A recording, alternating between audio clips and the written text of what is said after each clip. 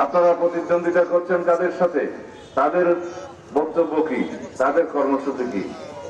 আমি জানি না তাদের কর্মসূচি কি, কিন্তু তাদের বক্তৃতা বিবৃতি যা দেখা যায় সেখানে শুধু ধর্মের নামে তারা রাজনীতি করতে চায়, ধর্মের ওসিলায় তারা ভোট চায়। আমরা সবাই নিজ নিজ ধর্ম পালন করি। এখানেও বোমাবিলছড়িতেও আমরা হিন্দু, বৌদ্ধ, খ্রিস্টান সবাই আছে, মুসলমান আছে।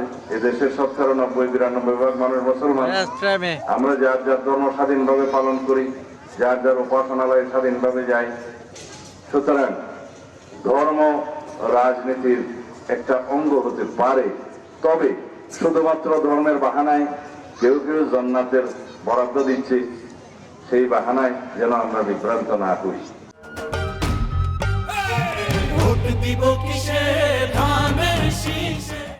কারণ এদেশের মানুষ, এই সমস্ত ভূখণ্ডে যারাই আমরা বসবাস করি, ধর্ম, বর্ণ, জাত, পাত, ভাষা, সংস্কৃতি নির্বিশেষে আমরা সবাই বাংলাদেশী।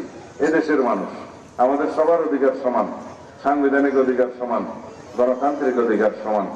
আমাদেরকে মানবাধিকার এবং গণতান্ত্রিক অধিকার সমুন্নত করতে হবে, প্রতিষ্ঠা করতে হবে। সবাইকে বাংলাদেশের মালিকানা ফেরত দিতে হবে।